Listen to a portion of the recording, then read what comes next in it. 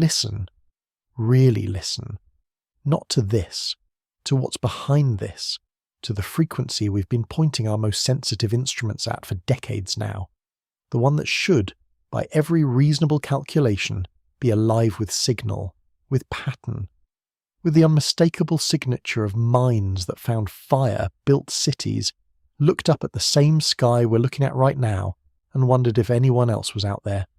Listen to what we hear back. Nothing. Here's why that should terrify you. The Milky Way galaxy is roughly 100,000 light-years across. It contains somewhere between 200 and 400 billion stars.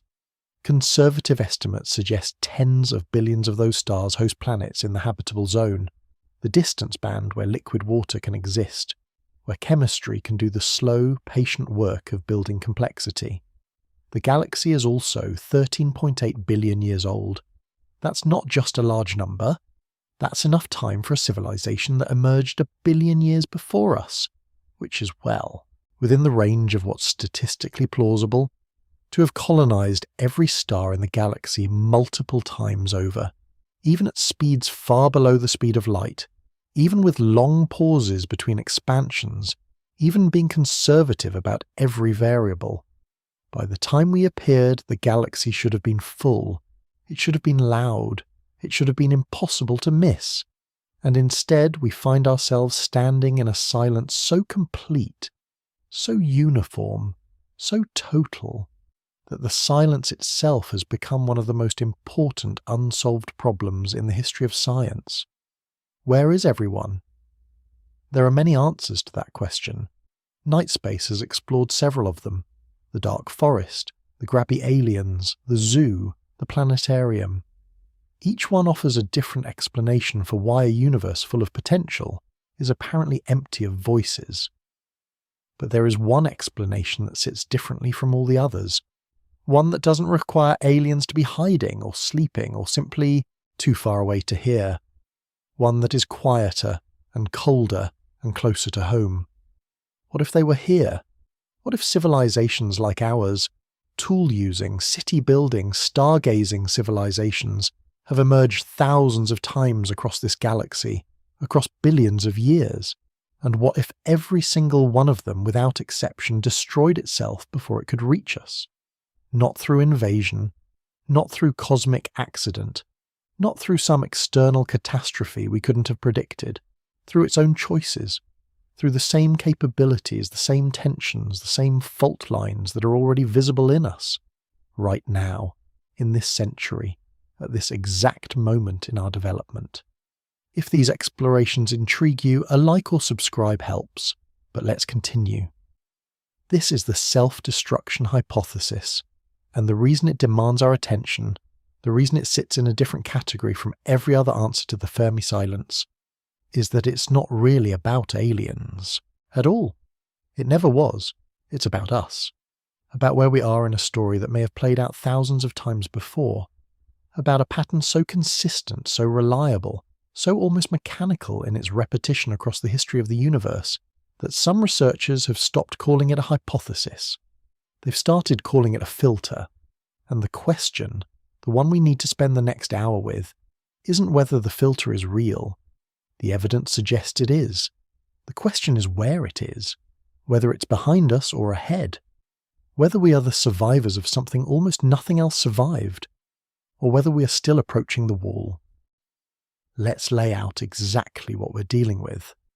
Because the self-destruction hypothesis isn't a fringe idea whispered at the edges of serious science. It sits at the center of one of the most important conversations happening right now among researchers who study existential risk, astrobiology, and the long-term future of intelligence in the universe. And stated plainly, it goes like this. Intelligent life is probably not rare.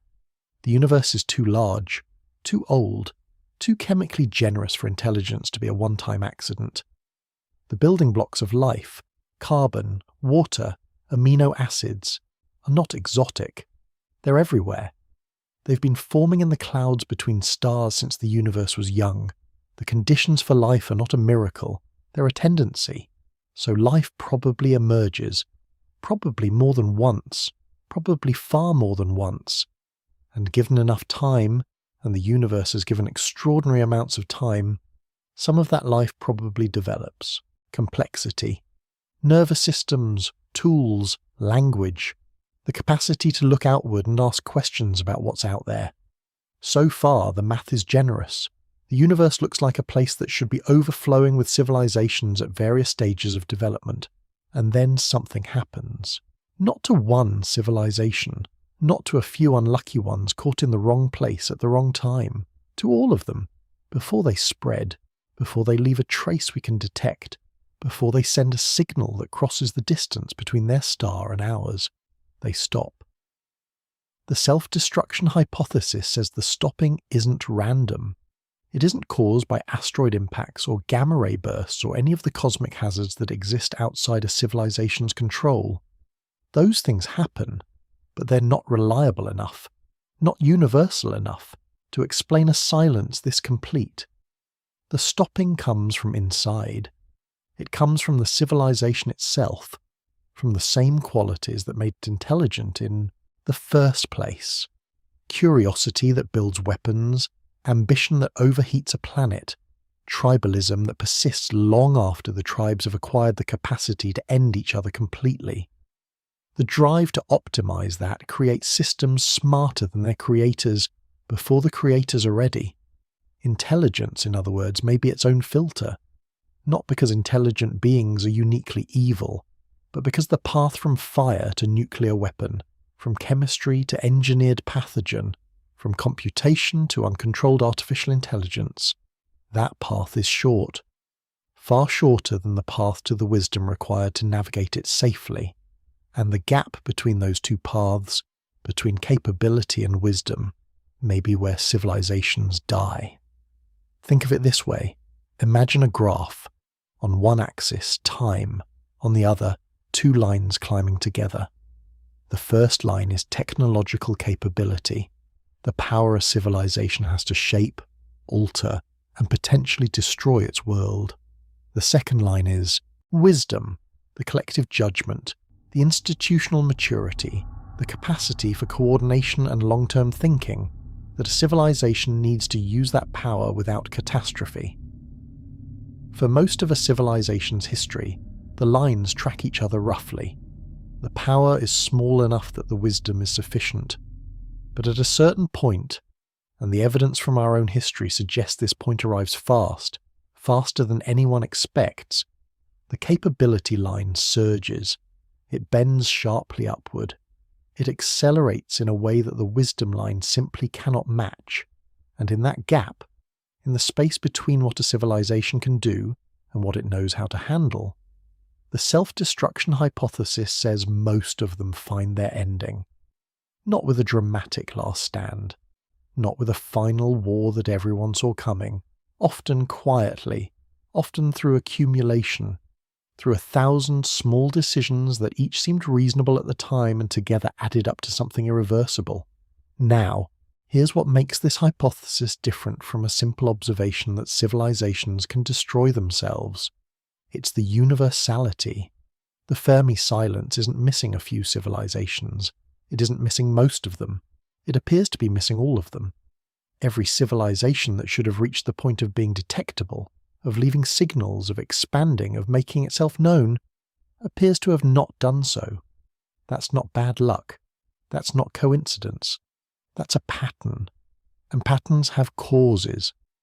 The self-destruction hypothesis says the cause is a specific and almost predictable feature of how intelligence develops.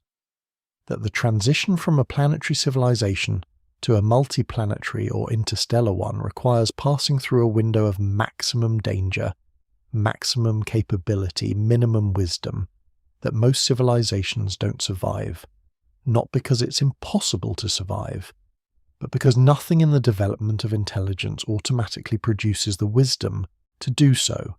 You have to build that wisdom deliberately, consciously, against the grain of every short-term incentive that intelligence also produces, and most, apparently, don't.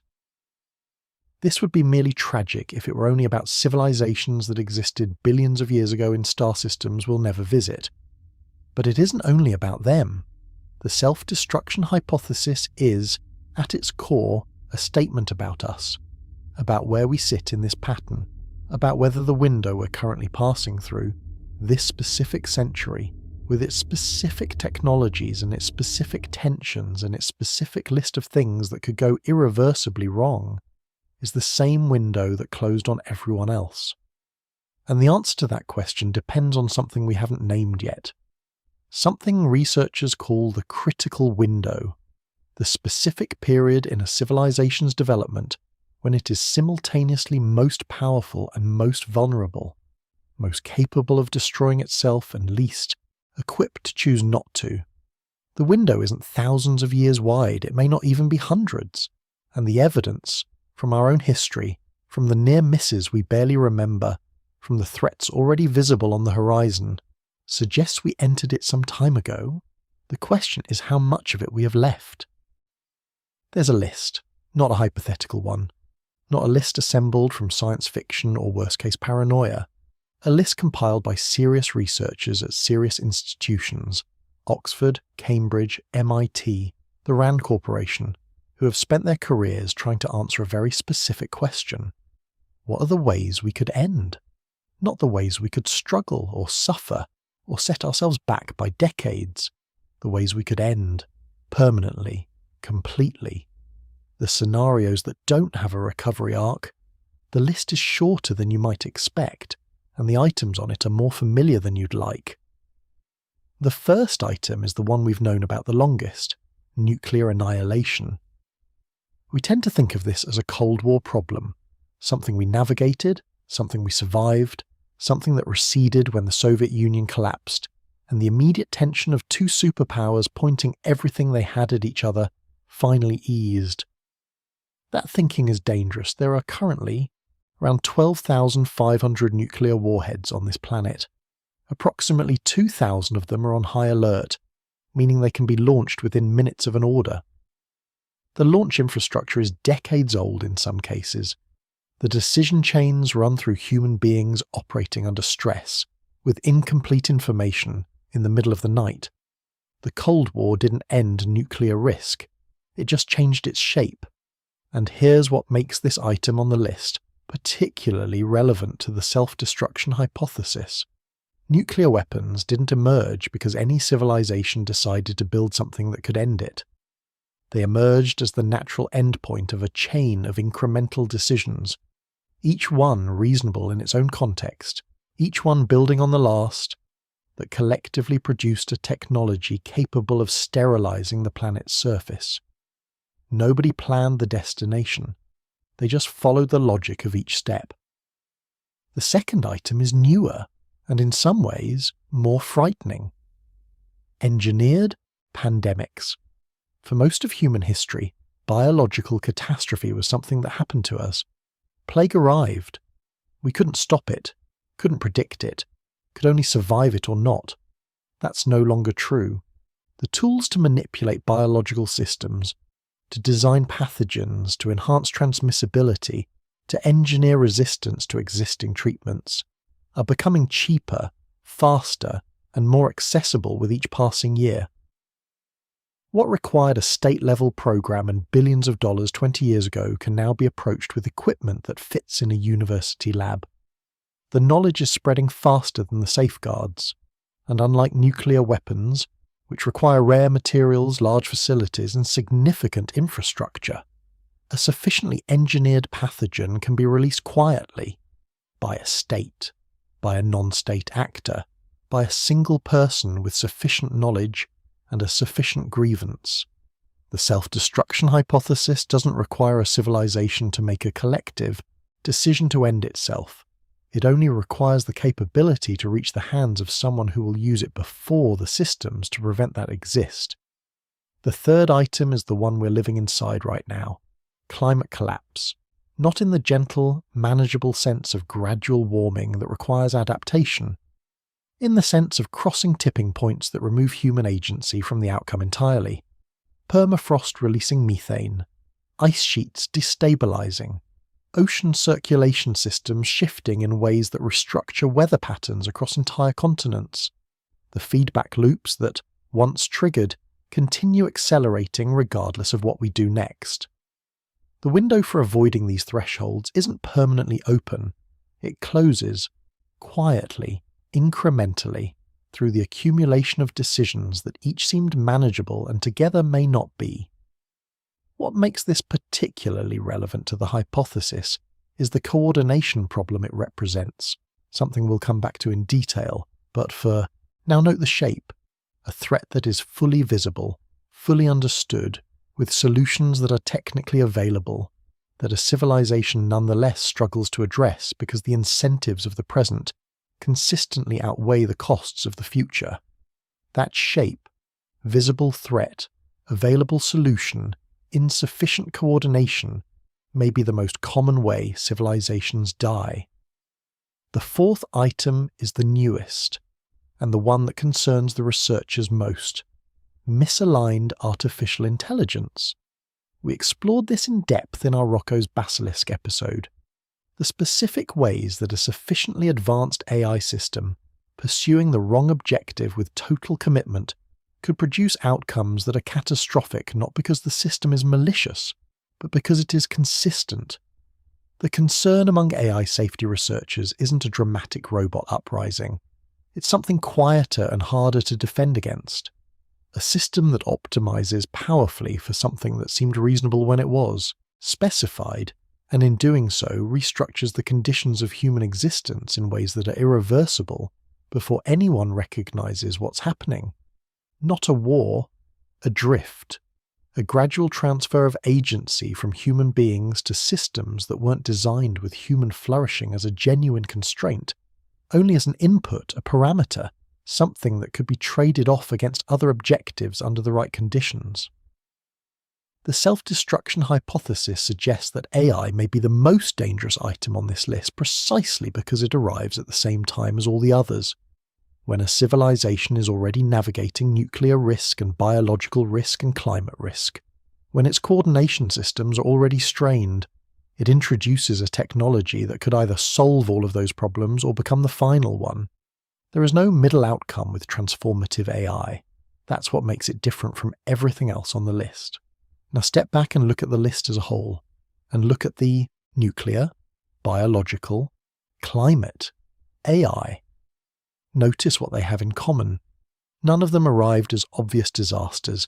Every single one emerged as a solution, or a byproduct of solutions, to problems that civilizations were genuinely trying to solve. Nuclear technology came from physics research that was also producing medical imaging and clean energy. Biological tools came from medicine. The technologies driving climate change came from the legitimate desire to lift billions of people out of poverty. AI came from the desire to solve problems faster than human minds could manage. The threats aren't separate from the progress. They are the progress. The capability that endangers a civilization is the same capability that built it. The intelligence that asks the questions is the same intelligence that engineers the weapons. You cannot have one without creating the conditions for the other. And here's what the self-destruction hypothesis adds to this observation. It isn't an accident that these threats cluster at this stage of development. They aren't random. They arrive together because they all emerge from the same source. A civilization that has become powerful enough to reshape its world, but not yet wise enough to be certain it should. That clustering, the way existential threats pile up at a specific point in a civilization's development, is what researchers have started calling the critical window. And the critical window has a specific size, a specific shape, and evidence drawn from our own history that we're already deep inside it. In 1945, we split the atom. In 1953, we sequenced DNA. In 2023, we built AI systems that passed the bar exam, diagnosed cancer, and wrote code indistinguishable from a human programmer's. Notice the acceleration. The gap between splitting the atom and sequencing DNA was 8 years. The gap between sequencing DNA and transformative AI was 70. But the gap between transformative AI and whatever comes next, whatever the next threshold is not going to be 70 years. It might not be 7. This is what researchers mean when they talk about the critical window, not a metaphor. A specific, measurable, historically observable period in a civilization's development where capability is expanding faster than wisdom, faster than institutions, faster than ethics, faster than the social and political frameworks designed to manage what the technology makes possible. Every civilization that develops intelligence probably hits this window. The question, the only question that matters for the self-destruction hypothesis, is how wide it is. Because if the window is wide, there's time. Time for institutions to adapt. Time for coordination to develop. Time for the wisdom curve to catch up with the capability curve before the gap between them becomes fatal. But if the window is narrow, if the distance between gaining the power to destroy yourself and developing the judgment not to is measured in decades rather than centuries, then the silence in the sky starts to make a terrible kind of sense. Here's the twist that changes how you see everything we've discussed so far. We tend to think of our current moment as the beginning of the dangerous period, the point where things are starting to get serious, where the threats are becoming real enough to require attention. But that framing is wrong. We didn't enter the critical window recently. We entered it in 1945, the moment the first nuclear weapon detonated in the new Mexico desert. Humanity crossed a threshold it had never crossed before. For the first time in the history of our species, a small group of human beings had the physical capability to end human civilization. Not weaken it, not set it back, end it. That was 80 years ago, which means we have been inside the critical window for 80 years already. And in those 80 years, in the time we've had to develop the wisdom to match the capability, we have added engineered biology to the list. We have added accelerating climate systems to the list. We are in the process of adding transformative artificial intelligence to the list. The window didn't open gradually. It blew open all at once, and we are still standing in it. Now here is the number that should arrest your attention completely. 80 years. That's how long we've been in the window. How long we've survived inside a period that the self-destruction hypothesis suggests most civilizations don't exit safely. On the scale of a civilization's history, on the scale of the universe's history, 80 years is not a long time. It is in fact almost nothing. The civilizations that came before us, the ones whose silence we're trying to explain, had their own 80 years, their own period of standing in the window, looking at what they'd built, trying to figure out how to survive what they'd become capable of. And the hypothesis says they didn't make it out, not because they were less intelligent than us, not because they cared less about survival, but because the window has a specific gravitational pull, a set of incentive structures, coordination failures, and compounding risks that operate almost mechanically, almost regardless of how much any individual within the civilization wants to avoid the outcome. The window doesn't care about intentions, it responds to structures. And here is the most uncomfortable implication of all. We know we're in the window, we can see it. We can name it. We can trace its edges and measure its depth and identify the specific mechanisms that make it dangerous. No previous civilization, as far as we know, had that advantage, which means we are right now in a genuinely unprecedented position. The first civilization in the history of this galaxy, possibly in the history of the universe, that entered the critical window, already knowing what the critical window is. Whether that knowledge is enough to change the outcome is the question we'll spend the rest of this hour with. But first, we need to understand what surviving the window has historically required. Because there are records, not from other civilizations. We don't have those, but from our own history. From the moments we came closest to the edge without going over. From the near misses that most people don't know about, and almost nobody has fully reckoned with. We have been to the very lip of the filter, more than once, more recently than you think. And what happened in those moments was what pulled us back, what almost didn't, tells us something important about how narrow this window actually is. In 1998, an economist named Robin Hanson wrote a paper that asked a question so simple it's almost embarrassing.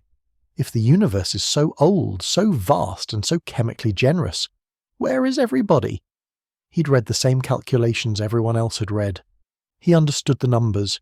He knew that a civilization even modestly more advanced than ours, given the age of the galaxy, should have had time to colonize every star system within reach, and then every star system within reach of those, an expanding wave of intelligence spreading outward at a fraction of the speed of light, unstoppable simply by virtue of having started early enough. That wave should have reached us long ago. The fact that it didn't, the fact that we find ourselves alone in a galaxy that had billions of years to fill up, meant to Hansen only one thing. Something was stopping it. Something consistent. Something powerful. Something that operated across every civilization in every star system, across every epoch of the galaxy's history. He called it the Great Filter. The filter isn't a specific event, it's a concept. Think of it as a wall that civilizations have to pass through to become the kind of civilization that spreads, that expands, that leaves a permanent mark on the universe. A wall so difficult to cross that virtually nothing makes it. The critical question, the one that Hansen identified as the most important question our species could ask, is where the wall is. Because there are only two possibilities, and they could not be more different in their implications. The first possibility, the filter is behind us. Maybe the hard part wasn't building nuclear weapons or managing AI. Maybe the hard part was earlier, much earlier. The jump from chemistry to self-replicating molecules, the jump from single-celled organisms to complex multicellular life, the jump from animals to creatures with language and abstract thought. Any of these transitions could be the filter, a step so improbable that across a galaxy of billions of planets, almost nothing makes it through. If this is true, we're extraordinarily lucky. We are the rare exception. The civilization that threaded the needle through a bottleneck that almost nothing else survived. The silence of the universe is the silence of a graveyard full of planets that got to the threshold and couldn't cross it. And we did. In this version of the story, the future is open. The dangers ahead are real, but survivable. We've already done the hardest thing. The second possibility is harder to sit with. The filter is ahead of us. The early transitions weren't the hard part. Chemistry to life, life to complexity, complexity to intelligence. These happened readily enough that civilizations like ours are relatively common. Maybe not abundant, but not vanishingly rare either. The hard part is what comes next. The critical window, the point where capability outruns wisdom, where the shortlist of endings becomes real, and the coordination required to navigate it exceeds what the civilization can manage. If this is true, the silence isn't a graveyard of failed chemistry experiments. It's a graveyard of civilizations exactly like ours. Civilizations that made it all the way to cities and science and space telescopes and existential risk conferences, and then didn't make it through the window. In this version of the story, we are not the lucky exception. We are approaching the wall. Now here is the detail that Hansen identified, and that has haunted researchers ever since. The more evidence we find for life elsewhere in the universe, the more we discover that the early conditions for biology are common, that amino acids form spontaneously in space, that planets in habitable zones are abundant, the worse the news becomes. This seems backwards. Finding signs of life's ingredients everywhere should be reassuring. It should mean the universe is full of potential. But it isn't reassuring because of the filter. If the early steps are easy, if life emerges readily, if intelligence follows, then the filter can't be back there. The filter has to be somewhere that most civilizations don't reach. And the only place left on the map, the only stage of development that remains, is the one we're currently at. Every time an astrobiologist finds evidence that life's building blocks are common, they are, without intending to, making the case that the filter is ahead of us. The better the universe looks for life, the worse it looks for us. But here's what Hansen's framework gives us that pure pessimism doesn't: a map. If we can identify where the filter is, if we can understand the specific mechanism that closes it, then we have something no previous civilization apparently had: A target, not a guarantee, not a solution, but a precise understanding of the problem we're trying to solve, the specific wall we're trying to get through, the exact nature of the gap between capability and wisdom that we need to close before the window closes around us. That's not nothing. In fact, depending on how you look at it, that might be everything. The question is whether the map is accurate, whether we've correctly identified the mechanisms of the filter, or whether we're still missing something, whether the near misses in our own history, the moments we came closest to going over the edge, are telling us the truth about how close the wall actually is. And some of those near misses are ones you've never heard of, moments where the gap between civilization and catastrophe narrowed to a single person, a single decision.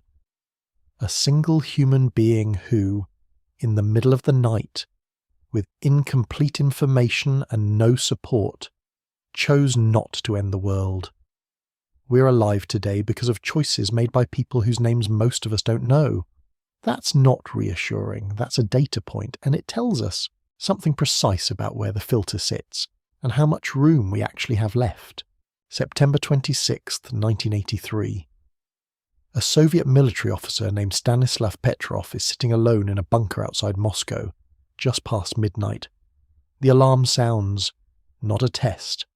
The real one. Incoming nuclear missiles detected from American soil. The system shows 1 missile, then 5.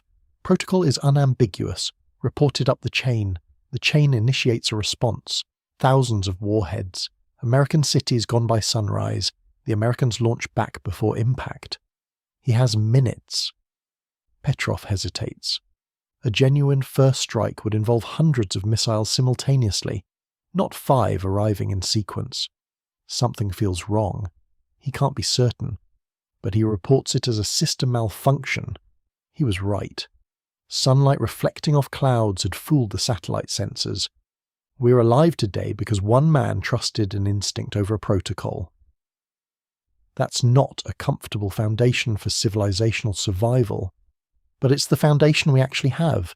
In October 1962, a Soviet submarine in the Caribbean, cut off from communication, uncertain whether war had already begun above them, was carrying a nuclear torpedo. 3 officers had to agree to fire it. 2 said yes. A senior officer named Vasily Arkhipov said no. We are alive today because of a disagreement between 3 men in a submarine that nobody on the surface knew about. These aren't heroic exceptions, they're data points. Between 1950 and 1980 alone, researchers have documented dozens of similar incidents. Bombers accidentally dropping unarmed nuclear weapons over American cities. Warning systems showing incoming strikes that weren't there. Each one resolved, barely. Here's the statistical problem. If the probability of catastrophe in any single incident is small, but you accumulate dozens of such incidents across decades, the probability of surviving all of them intact becomes genuinely alarming. We haven't been safe, we've been lucky. And luck, as a long-term survival strategy across the full span of the critical window, doesn't hold. Zoom out further, and the pattern gets older. The Bronze Age collapse, around 1200 BCE, saw nearly every major civilization in the Eastern Mediterranean simultaneously fail within decades.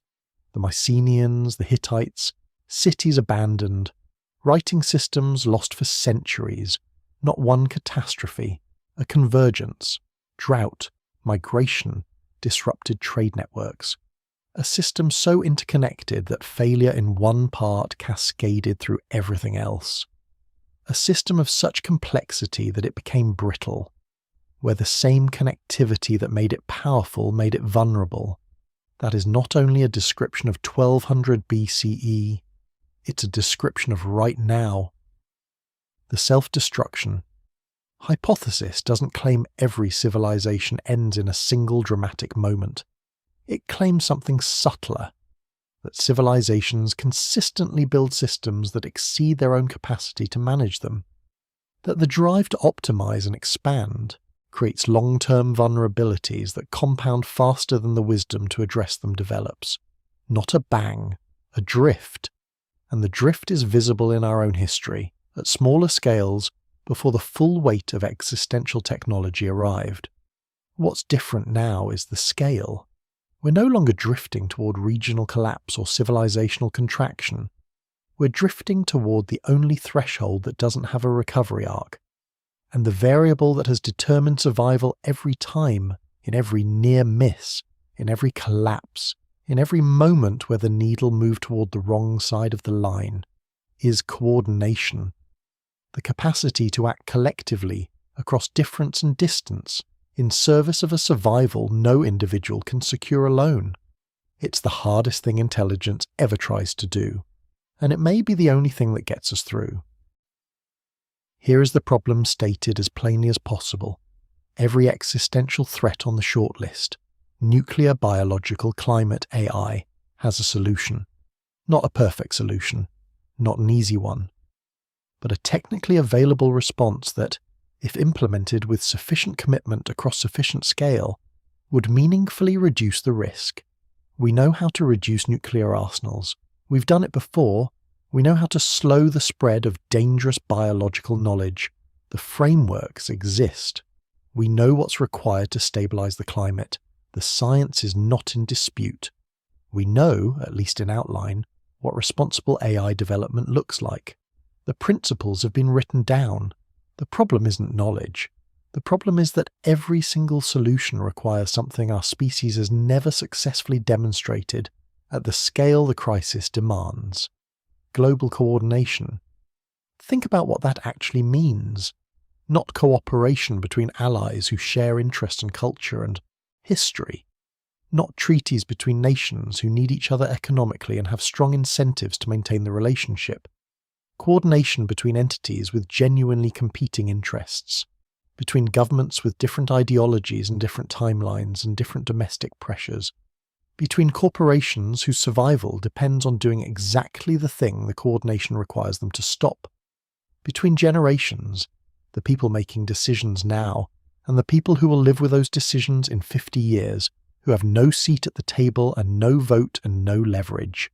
Coordination across all of that. Sustained not for a year or a decade, but for as long as the threats remain. Which, in the case of most items on the shortlist, means permanently. And here's the deeper problem. Our cognitive hardware wasn't built for this. Human beings are extraordinarily good at cooperation within groups. Tribal groups, national groups, cultural groups. We evolved to coordinate with the people we can see, the people we share identity with, the people whose faces we know. We're not naturally good at coordinating with strangers across distances for abstract future benefits. The psychology isn't there. The instincts don't point that way. Every mechanism evolution gave us for social cooperation, reciprocity, reputation, kinship, shared identity, operates at a scale orders of magnitude smaller than the coordination the critical window requires.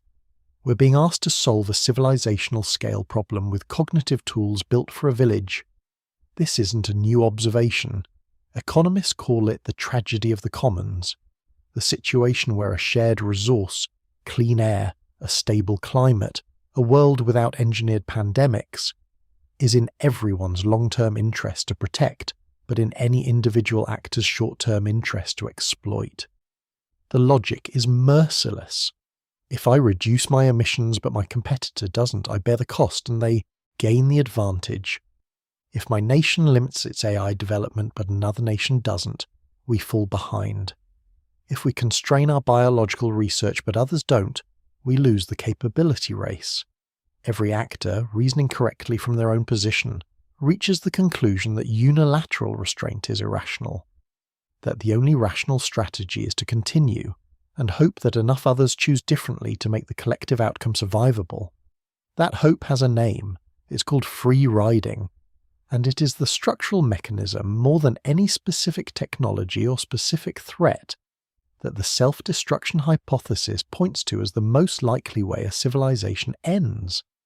Not because the individuals within it wanted catastrophe, because the system they built rewarded short-term individual rationality over long-term collective survival, and they couldn't change the system fast enough. Here's where the 30-minute mark requires us to stop and feel the full weight of what we're describing. Because we've been talking about the self-destruction hypothesis as if it's a theory about other civilizations, a pattern observed from a distance, a story about what happened to the ones who came before us, whose silence we're trying to explain. But that's not what it is. It's a description of right now. The coordination failures we're talking about aren't hypothetical. They're not waiting in the future. They're happening in the present tense, in real time, in the headlines you read this morning. Climate negotiations that produce commitments that aren't met. AI development that every major lab acknowledges is moving faster than the safety frameworks can keep up with.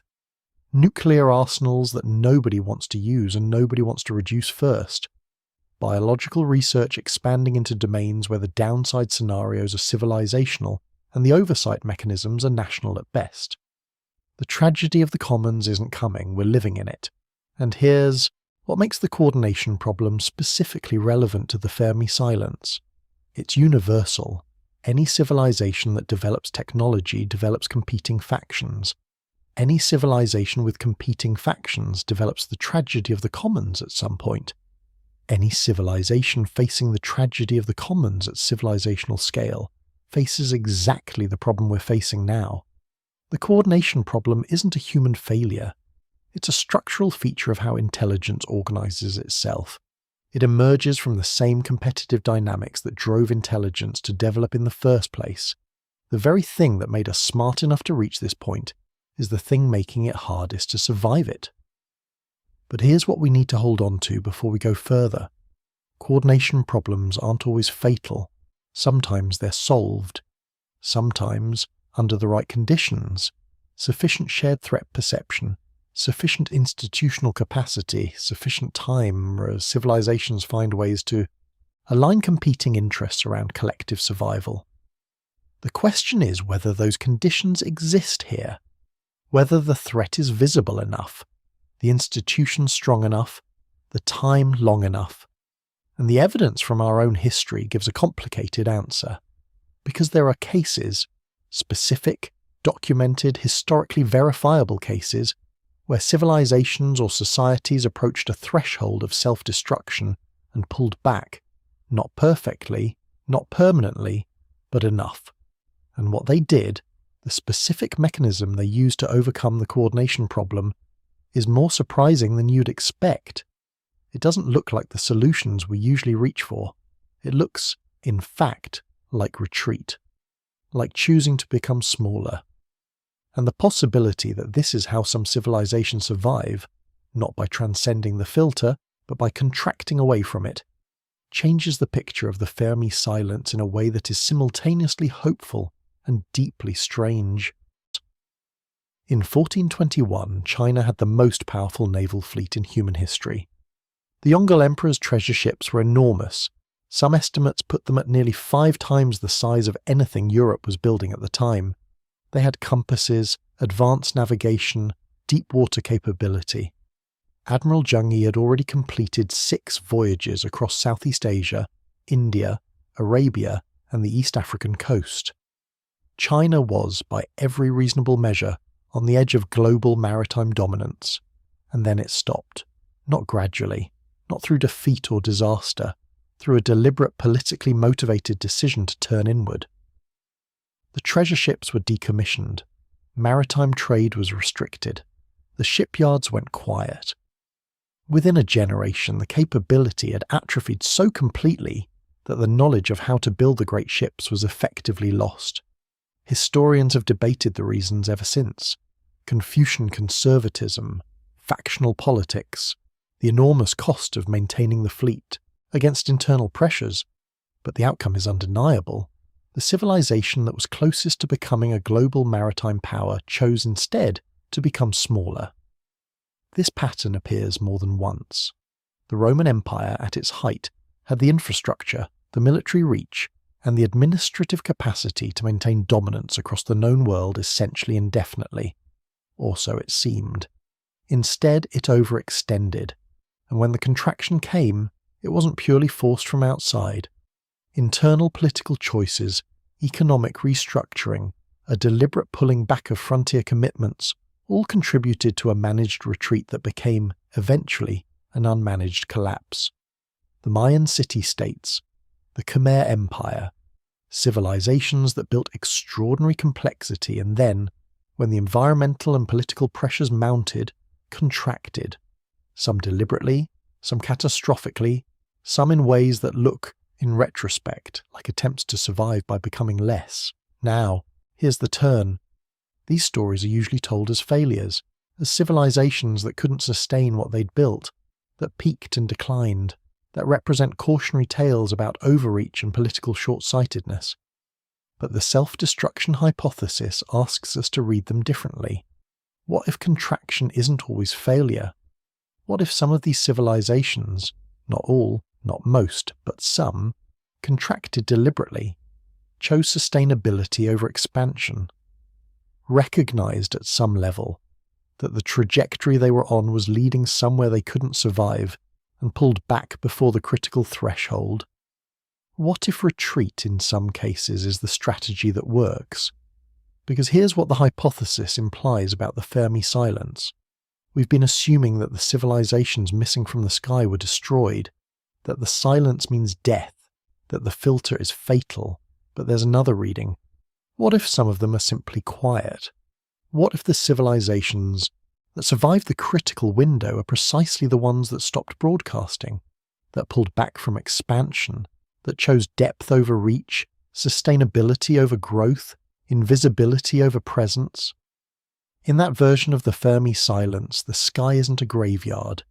It's a garden of civilizations that learned, at enormous cost, that the loudest ones don't last.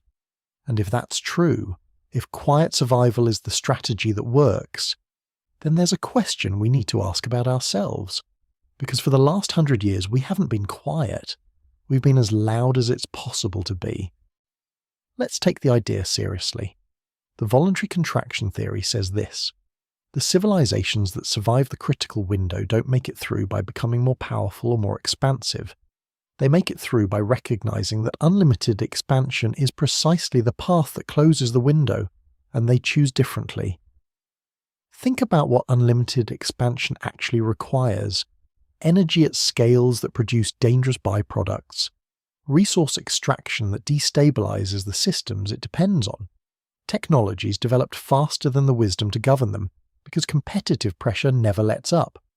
Expansion doesn't just create the conditions for the shortlist of endings, it is the conditions. The drive that builds the civilization is the same drive that arms it. The competition that sharpens it is the same competition that eventually points it at itself.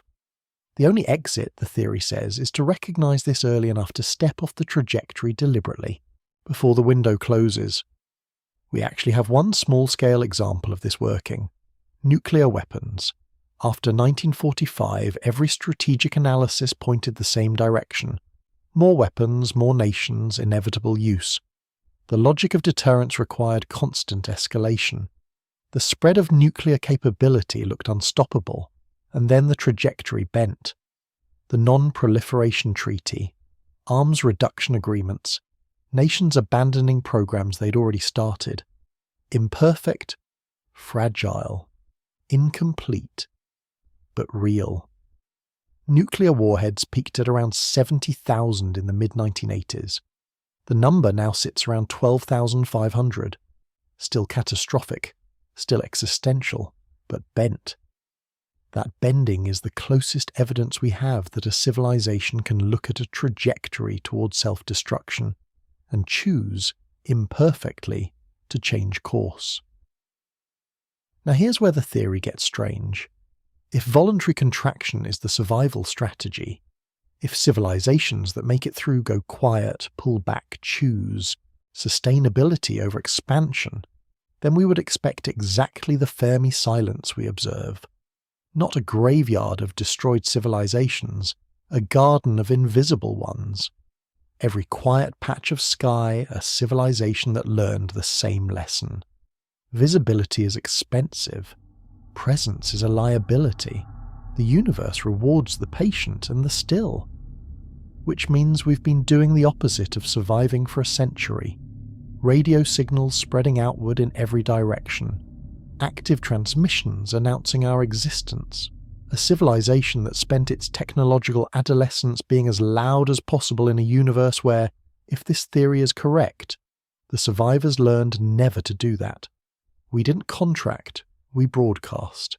And the question that raises, the one we haven't asked yet, is whether we've already made ourselves visible in ways that can't be undone. That's where we're going next. In 1974, we deliberately pointed the Arecibo radio telescope at a cluster of stars 25,000 light-years away and transmitted a message. Not accidentally, not as a byproduct of ordinary communication, on purpose. The message contained information about our mathematics, our chemistry, our biology, our location. A deliberate announcement fired into the universe saying, "We are here, we are intelligent, this is what we look like." It was celebrated as one of humanity's great achievements. Now hold that against everything we've just discussed. If the voluntary contraction theory is correct, if the civilizations that survive do so by going quiet, by making themselves invisible, by treating presence as a liability rather than an achievement, then the Arecibo message wasn't a triumph. It was a mistake. Not because something is coming, not because we've painted a target on ourselves in any immediate dramatic sense, but because it represents the precise opposite of the strategy that the Fermi silence suggests actually works. We looked at a universe full of absence and concluded, we should make noise.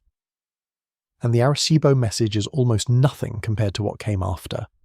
Since the early 20th century, every television broadcast, every radio transmission, every radar pulse has been expanding outward from Earth at the speed of light. We now have a bubble of electromagnetic signal, roughly 100 light-years across, centered on our planet, announcing our existence to every star system within that radius. There are approximately 15,000 star systems inside that bubble. We didn't choose to send that signal. It was a byproduct, the exhaust of a civilization building communications infrastructure for itself, not thinking about what it was leaking into space. But it went. It's still going, and it cannot be recalled. Now here's the layer that connects this directly to the self-destruction hypothesis.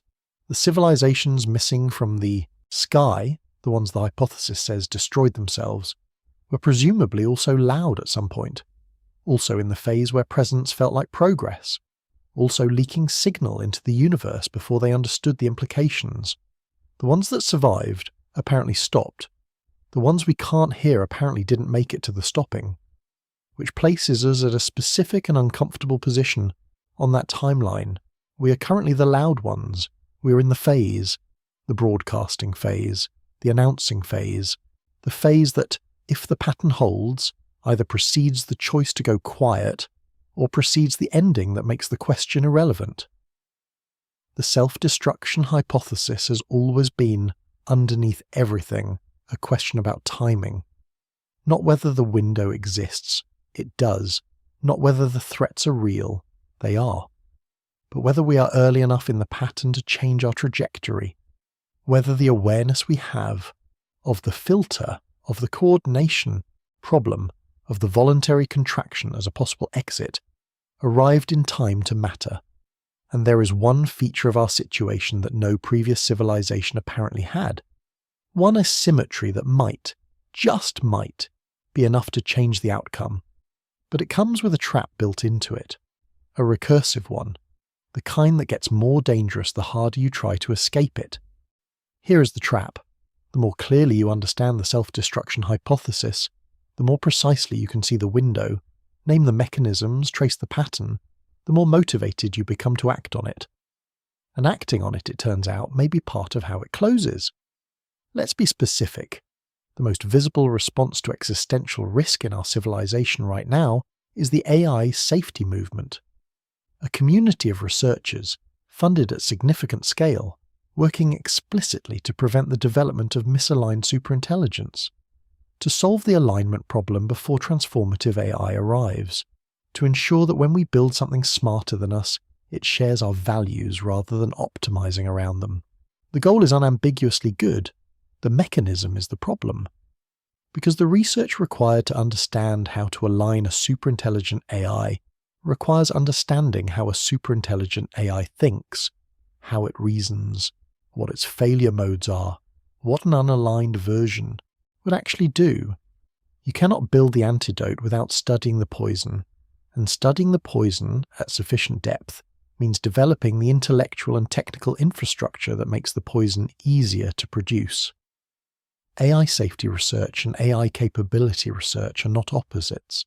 They are, in deeply uncomfortable ways, the same research. The same structure appears everywhere on the shortlist. Biosecurity, the field dedicated to preventing engineered pandemics, requires detailed knowledge of how pathogens can be enhanced, how transmissibility can be increased, how existing treatments can be evaded. The people best positioned to defend against biological catastrophe are the people with the most comprehensive understanding of how to cause it. The defense and the threat share a knowledge base. Nuclear non-proliferation requires detailed understanding of weapons design, enrichment processes, delivery systems. The institutions monitoring for proliferation need to know precisely what they're looking for. Climate intervention research, the serious proposals for reflecting sunlight, for carbon capture at scale, requires developing technologies whose misuse or unintended consequences could themselves destabilize the systems they're meant to protect. In every case, the solution and the risk are entangled. You cannot pursue one without developing the other. Now here's where it becomes genuinely recursive. The awareness of this problem, the recognition that solutions create risks, that safety research enables capability, that every defense requires understanding the offense, doesn't make the problem smaller. It makes it larger. Because once you see the recursion, you face a choice between two options that are both bad. You can pursue the solutions anyway, accepting that you're also developing the risks, hoping the net effect is positive. This is essentially what everyone working in good faith on existential risk is doing right now. It might be right. It also might be the most sophisticated version of the coordination failure we've been describing. Everyone reasoning correctly from their own position toward a collective outcome nobody chose. Or you can pull back from the solutions, accepting that the risks develop without the defenses, which is its own catastrophe. There is no clean option. There is no move that doesn't carry the problem forward. The self-destruction. Hypothesis, at its deepest level, isn't really about nuclear weapons or climate change or AI. It's about this, about the fundamental structure of how intelligence responds to the problems its own development creates, the way that each solution generates new surface area for catastrophe, the way that the very act of trying to survive the filter may be woven into the mechanism that closes it. This is why the silence is so complete. Not because civilizations fail to try, but because trying in the wrong way may be indistinguishable from failing. And yet, there is one thing the recursive trap doesn't account for, one variable that sits outside the loop, that can't be optimized away or recursed into irrelevance. The simple fact that we are still here, that despite the nuclear near misses, the coordination failures, the recursive traps, the critical window we've been standing in for 80 years, we are still here. And that fact, unglamorous, unsatisfying, stubbornly present, is actually the most important data point in this entire conversation, because it means the filter isn't perfectly sealed. Something gets through. The question is what? Here is the uncomfortable fact at the center of everything we've discussed. If the self-destruction hypothesis is correct, if the filter is real, if the window is narrow, if the coordination problem is as structurally severe as the evidence suggests, then we shouldn't be here. A civilization 80 years into the critical window, carrying nuclear weapons, accelerating AI development, failing at climate coordination, broadcasting its location into the universe. That civilization, by the hypothesis's own logic, should already be on the wrong side of the filter. And yet, Here's what philosophers call the anthropic principle, stated plainly. We can only observe the universe from the position of a civilization that has survived long enough to ask questions about it, which means our survival, by itself, tells us almost nothing about how likely survival is. If 1,000 civilizations entered the critical window and only one made it through, that one civilization would still be sitting here asking why it survived. It would look at its own history, the near misses, the close calls, the moments of accidental luck, and might conclude that it was something about itself that pulled it through, when really it was just the one that got lucky. We can't rule that out. We might be the statistical anomaly. The one that happened to avoid catastrophe not because we were wiser or more coordinated, but because Petrov had good instincts on the right night, and Arkhipov was in the right submarine, and a dozen other moments that could have gone differently happened to go the right way. Luck, wearing the costume of survival. But here's what we can say. The fact that we're still here means the window isn't perfectly sealed. Something gets through, whether it's wisdom or luck or some combination we don't fully understand yet. The filter doesn't catch everything. The wall has gaps, and that single fact, glamorous, unsatisfying, stubbornly present, changes the hypothesis from a verdict into something more useful, a warning with an exit. Because the anthropic argument cuts both ways. Yes, we might simply be the lucky ones, the statistical outlier in a galaxy of failures, in which case nothing we've discussed tonight changes the outcome. We either get lucky enough times to clear the window or we don't. But the other reading is more interesting. Maybe we're still here because the hypothesis, while correct about the pattern, underestimates one variable: the capacity of a civilization that can see the wall to behave differently from a civilization that can't. Maybe awareness genuinely changes the odds, not by much, not reliably, but enough that the civilizations which named the problem before hitting it full force, which built frameworks, which identified the conditions, which chose deliberately rather than drifting, survived at a slightly higher rate than the ones that didn't. In a galaxy-wide, sample across billions of years, even a small difference in survival rate produces a significant difference in outcomes. We can't know which reading is correct. What we can know is that we are here, and the window is still open, and the conditions for getting through are known, and the choice of whether to pursue them is being made right now. That's not nothing. That's everything we actually have, and it leads directly to the only question worth ending on, not whether survival is likely, but what it actually requires. Let's not pretend this ends cleanly. The self-destruction hypothesis doesn't have a triumphant resolution. No formula, no policy package, no single breakthrough that closes the window behind us. But researchers who study this seriously do identify something, not a solution, a set of conditions, specific, observable things that appear across every serious framework to separate the scenarios where civilizations make it through from the ones where they don't. Distributed power. Every catastrophic scenario involves capability concentrated in too few hands. A single nation, corporation, or faction with sufficient technological advantage to remove the checks that coordination requires. Concentrated power at civilizational scale breaks the feedback loops, removes course correction. The window closes, not with a bang, but with a quiet, permanent narrowing of who gets to decide. Long-term institutional thinking. The coordination problem is, at its core, a time horizon problem. Costs are present tense, benefits are future tense. Every civilization that has successfully managed long-term collective challenges has done so through institutions designed to think across timescales longer than a human life, longer than an election cycle. We have some of these. They are under pressure. Protecting them matters more than most people recognize. Off-world redundancy, not a governance solution, just a backup. A civilization on one planet is one catastrophic event from a permanent ending, regardless of how well it manages every other risk. Off-world presence doesn't solve the coordination problem. It just means that failure doesn't have to be final. and AI alignment genuinely solved before transformative AI arrives. Not managed, not approximately addressed, solved. Alignment isn't one item on the list. It's the condition that determines whether everything else on the list remains manageable. A civilization that arrives at transformative AI without solving alignment hasn't necessarily ended, but it has removed its own margin for error.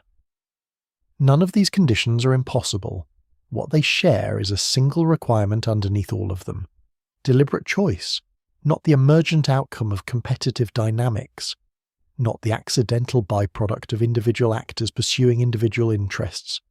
A civilization that looks at the window, understands what it demands, and chooses, against the grain of every short-term incentive, to do the harder thing, again and again, for as long as the window is open. And here is what makes this moment matter. We are not the first civilization to face a window like this, but we may be the first to face it knowing what it is. Every previous civilization that hit this wall hit it blind, without the framework to name it, without the ability to read the Fermi silence as a warning. We have that framework, we have the warning. The question being answered right now, or in the labs, in the legislatures, in the choices of people who understand what's at stake, is whether knowing is enough. Here is what we know. The self-destruction hypothesis is not a prophecy. It doesn't tell us we're doomed. It doesn't guarantee that the filter is ahead of us, or that the window closes before we find our way through. What it tells us is a pattern, a consistent, galaxy-wide, billions of years deep pattern of civilizations that reach this exact threshold. This precise combination of capability and insufficient wisdom, and didn't continue. That pattern is real. The silence is real. And we are inside it. But here is what else we know. Every civilization that hit this wall before us hit it in the dark. No framework for what was happening. No researchers mapping the filter. No ability to look at the empty sky and read it as a message. No language for the coordination problem, the recursive trap, the critical window. They couldn't see the wall until they were already against it. We can see it from here. That is not a small thing. It may be the most significant, a symmetry in our favour that exists. The one variable that doesn't appear in any previous civilization story. The one reason the silence doesn't have to be our ending too. We named the trap before we fell into it. What we do with that knowledge, whether it changes the outcome or simply makes us the most informed civilization to follow the pattern, is not determined. It is being determined, right now, in this decade, in the choices being made about how to build AI, how to govern dangerous technologies, how to coordinate across the differences that have always made coordination feel impossible, in the quiet decisions of people who understand what's at stake and choose, daily, to act on that understanding rather than look away. The window is open, we are still in it, and unlike every civilization whose silence we've been trying to explain tonight, we know exactly where we are. We're night space. If tonight gave you a framework you didn't have before, way of reading the silence that changes how you think about where we are and what this moment actually requires, then it did what it was made to do. If you want to keep exploring the questions that don't have clean answers, consciousness, simulation, the deep future of intelligence, the mysteries that live at the edge of what we understand, subscribe. We'll be here. The universe is still speaking. We're still learning to listen.